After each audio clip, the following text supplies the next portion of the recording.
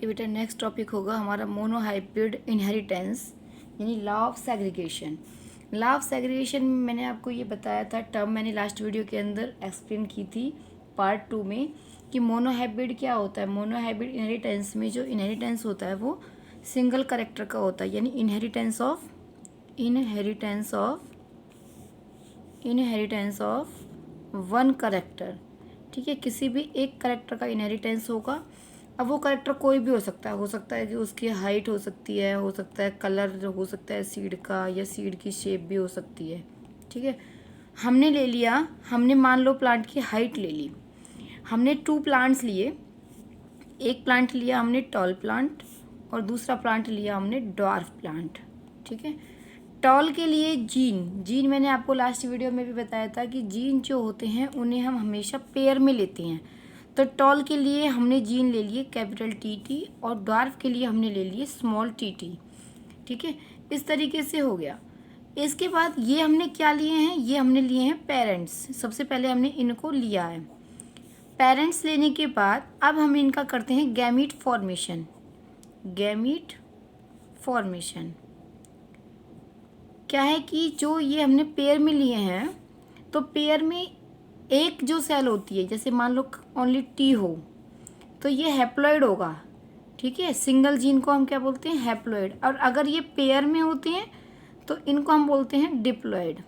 ठीक है, और जो जीन होते हैं गैमिट जो होते हैं, गैमिट्स हमेशा हैप्लॉइड होते हैं। गैमिट्स कैसे होते हैं, हैप्लॉइड होते हैं, यानी कि सिंगल सेल को हम हैप्लॉइड बोलेंगे और अगर वो पेयर में होती है तो डिप्लॉइड बोलेंगे। तो हैप्लॉइड क्या हो गया, सिंगल सेल। हैप्लॉइड क्या हो गया, सिंगल सेल। और डिप्लॉइड पेयर ऑफ सेल। ठीक है, पेयर ऑफ सेल। तो इसमें हमने लिया है, तो हम गैमिट फॉर्मेशन करेंगे तो इसका मतलब हम इनको कैसा बनाएंगे, हैप्लॉइड बनाएंगे। हमने इनका गैमिट फॉर्मेशन किया तो हम इनको सेपरेट कर देंगे। एक हमारा जीन ये हो गया, एक ये हो गया, एक ये हो गया और एक ये हो गया। इस तरीके से हमारे गैमिट्स फॉर्म हो गए हैं। यानी सारे के सारे जो भी डिप्लॉइड थे, ये भी पेयर में है, यानी ये भी डिप्लॉइड है और ये भी पेयर में, ये भी डिप्लॉइड है, तो हम इनको हैप्लॉइड बना देंगे, अलग अलग कर देंगे। तो हैप्लॉइड सेल जो होती हैं वो ही गैमिट्स होती हैं। हैप्लॉइड सेल क्या होती हैं, गैमिट्स होती हैं। अब हम इनकी फर्टिलाइजेशन कराएंगे। सपोज दैट, मान लो कि इसका ये वाला जीन इसके साथ फर्टाइल हुआ होता या इसके साथ फर्टाइल हो तो क्या होगा। अगर ये इसके साथ फर्टाइल होगा तो हमारा कैपिटल टी और स्मॉल टी इस तरीके का प्रोजेनी फॉर्म होगी। अगर मान लो यही वाला जीन इसके साथ फर्टाइल हुआ होता तो तब भी कैपिटल टी स्मॉल टी बनता। इधर देखते हैं, इसको इसके साथ कंबाइन करते तो भी हमारा कैपिटल टी स्मॉल टी होता और इसको करेंगे तो भी कैपिटल टी स्मॉल टी होगा। अब इसके अंदर हमें ये देखना है कि हमारे पास हमने यहाँ पे लिए थे टी, वो तो टॉल के लिए थे, ये स्मॉल टी ये ड्वार्फ के लिए हैं। लेकिन हमारे पास जो प्रोजेनी आई है उनमें से किसी के पास भी ना तो कैपिटल टी है ना ही स्मॉल टी हैं। और मैंने आपको डोमिनेंट और रिसेसिव पहले ही बताया था कि डोमिनेंट जो होगा वो अकेला भी अपने कैरेक्टर को शो कर देगा और रिसेसिव को अपने जैसा एक और चाहिए। ये मैंने आपको इंट्रोडक्शन पार्ट में कराया है, पार्ट 1 में। अब इनमें देखिए, एक डोमिनेंट है, एक रिसेसिव है, एक डोमिनेंट है, एक रिसेसिव है, डोमिनेंट रिसेसिव। तो जो डोमिनेंट होगा वो अपने कैरेक्टर को अकेला भी शो कर सकता है। और हमने कैपिटल लेटर के लिए क्या लिया है, टॉल। इसका मतलब ये वाला प्लांट कैसा होगा, टॉल। ये भी कैसा होगा, टॉल। ये भी टॉल, ये भी टॉल, क्योंकि इनके अंदर डोमिनेंट कैरेक्टर टॉल वाला प्रेजेंट है तो वो अपने कैरेक्टर को शो करेगा ही करेगा।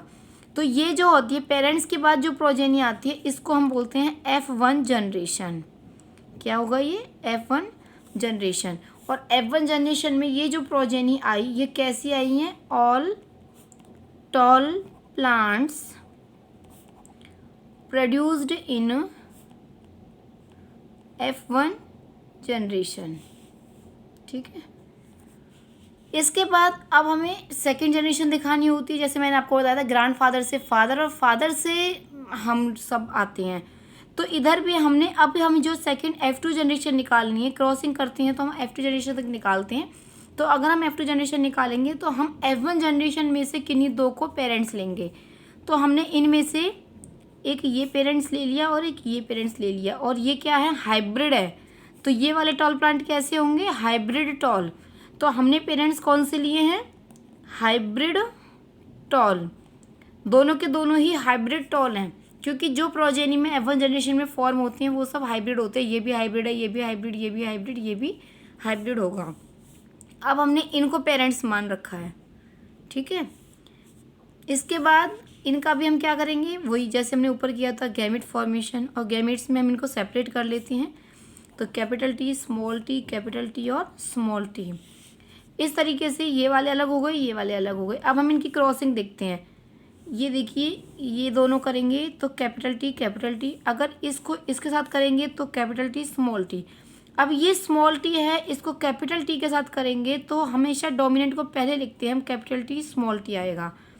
कैपिटल टी और स्मॉल टी इनको ऐसे लिखेंगे, और इसको इससे करेंगे तो स्मॉल टी होगा।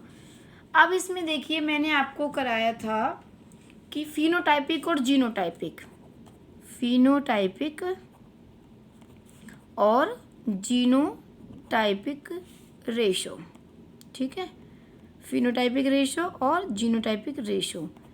अब इसमें देखो, फिनोटाइपिक रेशो में, फिनोटाइपिक मतलब वो हमें कैसे दिखेंगे।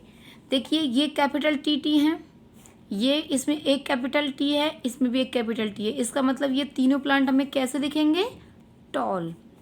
तो इसमें 3 तो हो गई टॉल, और 1 हो गया ये कैसा हो जाएगा, ड्वार्फ हो जाएगा। तो 3 तो हो गई टॉल और 1 हो गया ड्वार्फ, ठीक है। लेकिन अब हमें देखना है जीनोटाइपिक। जीनोटाइपिक में देखो, इनके जीन एक जैसे हैं, इसके अंदर एक कैपिटल है, दोनों कैपिटल हैं, तो इसका जीन एक जैसा हो गया। इनका जीन देखो, इसका कैपिटल टी स्मॉल टी और इसके अंदर भी कैपिटल टी स्मॉल टी, यानी इन दोनों के जीन हैं वो एक जैसे हैं, और स्मॉल टी इसका जीन एक जैसा है। तो रेशो क्या हो गया, 1:2:1, यानी कि 1 कैपिटल टी टी हैं, कैपिटल टी स्मॉल टी 2 हैं, और स्मॉल टी ये हैं। तो जीन के बेस पर इनका रेशो आएगा 1:2:1, और फिनोटाइपिक रेशो जो होगा वो होगा 3:1। तो ये आपको जहाँ तक है समझ में आ गया होगा। तो F2 जनरेशन में,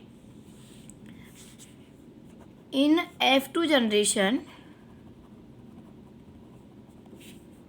3 tall and 1 dwarf plant produced, ठीक है। तो ये आपको क्लियर हो गया होगा, और इसकी प्रैक्टिस आप रफ कॉपी में करेंगे। फेयर कॉपी के लिए मैं आपको नोट्स प्रोवाइड करूँगी।